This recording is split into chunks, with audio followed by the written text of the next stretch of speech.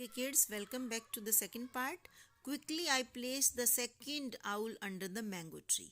जल्दी से ही मैंने दूसरा जो आउल था उसको भी मैंगो ट्री पे रख दिया. देखो, एक तो पहले ही रख दिया था, अब दूसरा वो अब रख रहा है, क्योंकि पहले को रखने के बाद जैसे वो बेंट हुआ नीचे की तरफ तो उसने, उनकी मदर आउल थी, उसने हमला कर दिया था. लेकिन अब वो बोल रहा है मैंने जल्दी से उसको रख दिया दूसरे को भी. Then from a safe distance we watched the mother fly down and lead their her offspring into the long grass at the edge of the garden. ठीक है.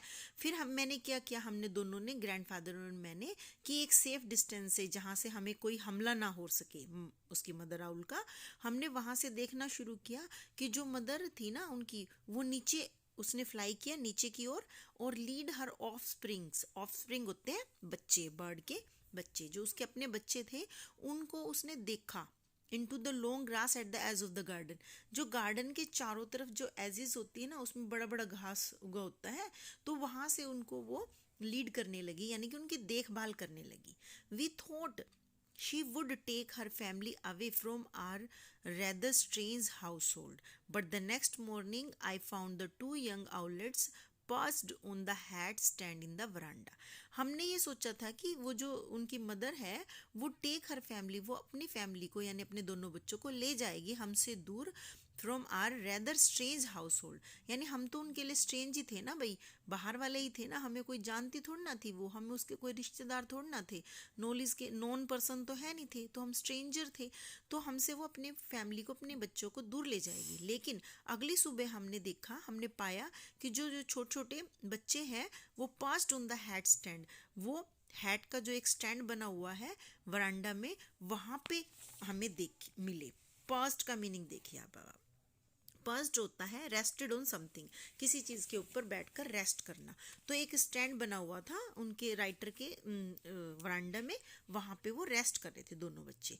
आई ran to tell grandfather and when we came back we found the mother sitting on the bird bath a few meters away. तो क्या हुआ,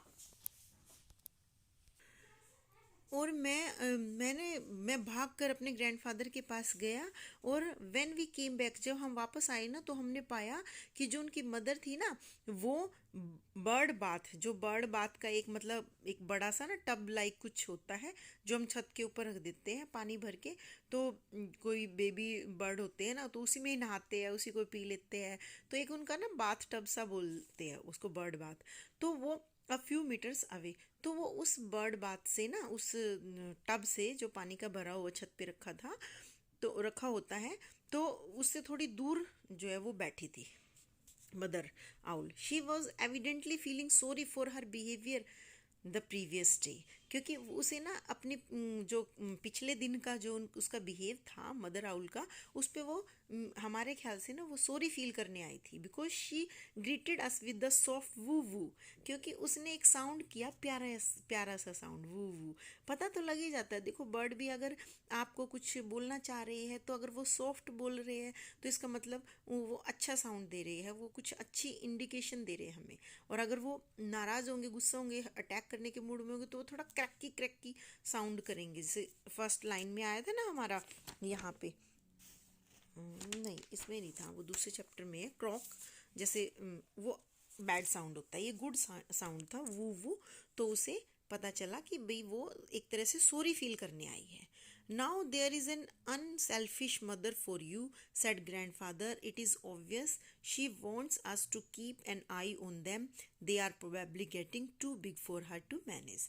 अब क्या है, हमें एक तरह से ना ग्रैंडफादर ने बोला कि भी अब ये एक ऐसी अनसेल्फिश माँ है, मतलब कि उसका अपना कोई वो नहीं है, उसमें सेल्फिशनेस नहीं है, कि उसे ये लग रहा है कि चलो मेरे को चाहे कुछ खाने को मिले ना मिले, कम से कम मेरे दोनों बच्चे एक ऐसे घर में हैं जहाँ पे उन्हें कुछ खाने को मिलेगा और उनका अच्छे से गुजारा हो जाएगा.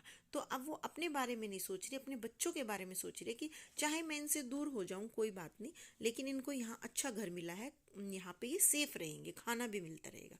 तो इट इज़ ऑब्वियस, ये तो पक्की बात है कि उसे ऐसा लग रहा था कि she wants us to keep an eye on them, कि वो हमसे चाहते कि हम उनकी देख रेख करें, उन पे एक नज़र रखें, ठीक है, क्योंकि अब वो थोड़े बड़े हो गए थे। देखो 10 दिन के बाद वो इतने छोटे बेबी नहीं रहे थे, थोड़े बड़े हो चुके थे ना, तो उसके लिए मैनेज करना मुश्किल हो रहा था उनकी जो मदर आउल थी उसके लिए। क्योंकि पहले तो जब छोटे होते तो वो अपनी चोंच में भी उनको भर के इधर से उधर नेस्ट में शिफ्ट भी कर देती थी, और जो एनिमीज थे उनके अटैक से भी उनको बचा लेती थी। लेकिन जब बच्चे बड़े हो जाते हैं तो थोड़े से वजन भी हो जाता है उनमें, और उनको कैरी करना भी अपनी चोंच में इम्पॉसिबल हो जाता है, तो उसे थोड़ा सा मुश्किल हो रही थी। तो अब उसे एक अच्छा सेफ घर मिल गया था, तो वो खुश थी, ठीक है, और वो अपना सॉरी बोलने आई थी और उन्हें छोड़ने आई थी। मतलब छोड़ा तो पहले ही सही था, लेकिन अब वो इस बात से सेटिस्फाई थी कि अच्छी जगह पे है मेरे बच्चे। So the outlets become regular members of our household. अब क्या हुआ, आउटलेट्स जो बेबी आउल्स थे वो रेगुलर एक तरह से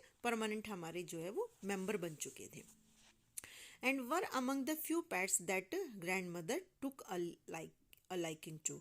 और अब वो जो थोड़े बहुत हमारे यहाँ पेट्स रहते थे, पेट्स होते हैं पालतू एनिमल जो हमारे होते हैं पेट्स, आपको पता ही है, डॉग वगैरह कैट वगैरह, तो ग्रैंड मदर भी थी, वो भी ऐसे छोटे छोटे पेट्स को बड़ा पसंद करती थी। तो अब उन दोनों आउल की भी गिनती उनमें पैट में होने लगी थी। She objected to all snakes, most monkeys and some क्रॉज।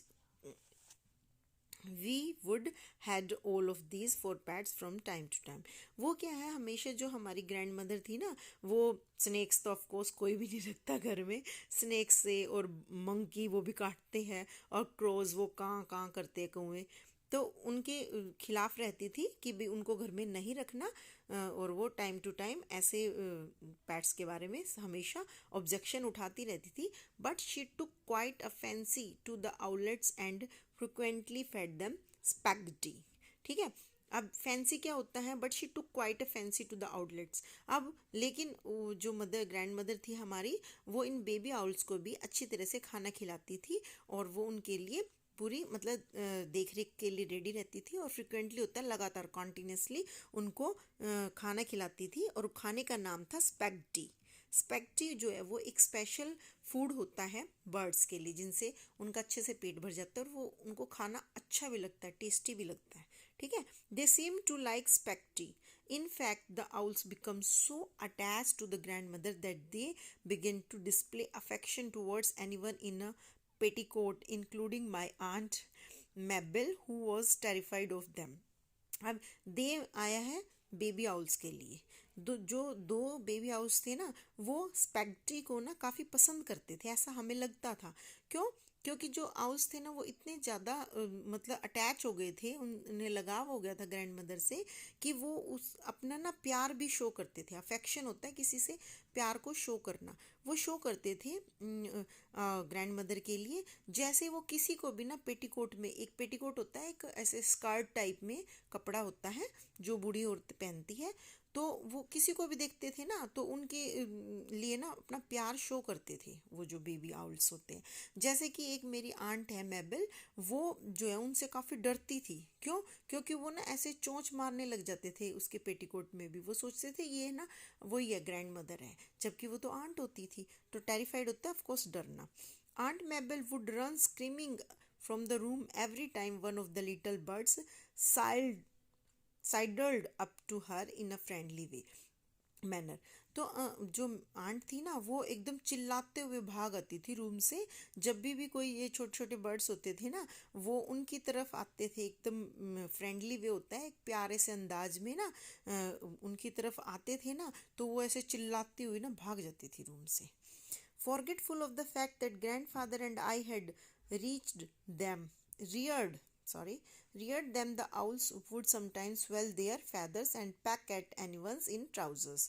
Forgetful of the fact, उस फैक्ट को, सच्चाई को हम भूल नहीं सकते।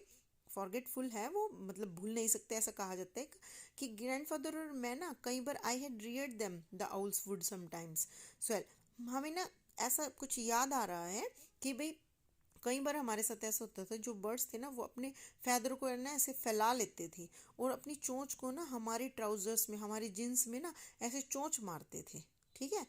To avoid displeasing them, grandfather would often sleep into one of the grandmother's petticoats at feeding time.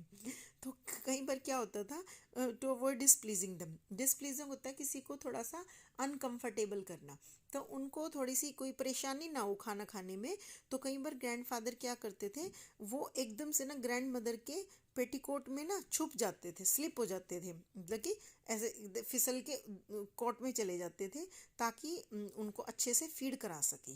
क्योंकि feed के टाइम में ना वो बड़े मस्ती करते थे, वो थोड़ा सा अपना प्यार दिखाते थे जो भी उन्हें खाना खिलाता था। तो ग्रैंडफादर भी ना ऐसे मज़े लेते थे उनके, तो वो उनको कोई परेशानी ना हो तो वो पेटीकोट में ऐसे स्लिप कर जाते, इधर से उधर मूव कर जाते।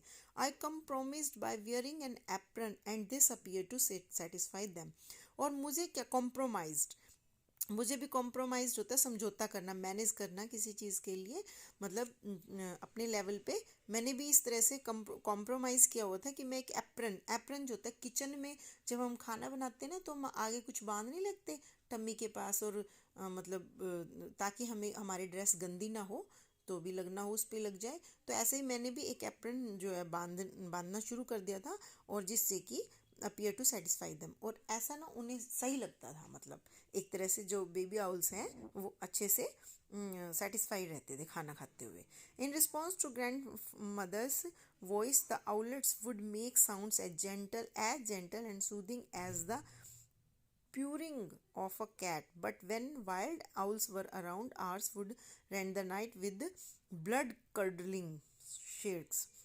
अब देखो क्या हुआ, जब ग्रैंड मदर आवाज़ लगाती थी ना एक तरह से खाना खाने के लिए, तो जो आउलेट्स है ना वो इस तरह का ना प्यारा प्यारा सॉफ्ट सॉफ्ट रिलैक्सिंग सा साउंड करते थे ना, जैसे कि एक कैटी करती है पूरिंग साउंड, पूरिंग होते से मियाऊ मियाऊ मियाऊ, इस तरह से बर्ड भी ना उस साउंड को तो हम बता नहीं सकते कि मियाऊ होता है या क्या होता है बर्ड का, आउल्स का, बेबी आउल्स का, लेकिन इस तरह से प्यारा प्यारा साउंड करते थे। बट लेकिन जब कोई जंगली जो होता था ना, आउल्स होते थे जो डरावने आउल्स होते थे, अगर वो आसपास दिखाई देते थे ना, तो हमारे वाले जो बेबी आउल है ना वो इस तरह से ना नाइट में चिल्लाने लग जाते थे, जैसे कि अभी ना मतलब खून ब्लड कर्डलिंग होता है, जैसे खून खराबे वाली, जैसे नोच खाएंगे अभी, ऐसे चीखे मारने लग जाते थे। देखो उन्हें पता था कि ये हमारे एनिमी है, जो वाइल्ड आउल्स है वो एनिमी है, और जो ग्रैंड मदर है वो हमारी केयर टेकर है, तो वो उसके लिए बड़ा प्यारा सॉफ्ट साउंड करते थे, और जो जंगली वो है आउल्स उसके लिए बड़ा ही खून खोलने वाला, मतलब जैसे पता नहीं क्या कर देंगे ऐसे वाला साउंड करते थे। देखो कितना अच्छा है ना ये। Okay, let's stop this and start with the another one portion.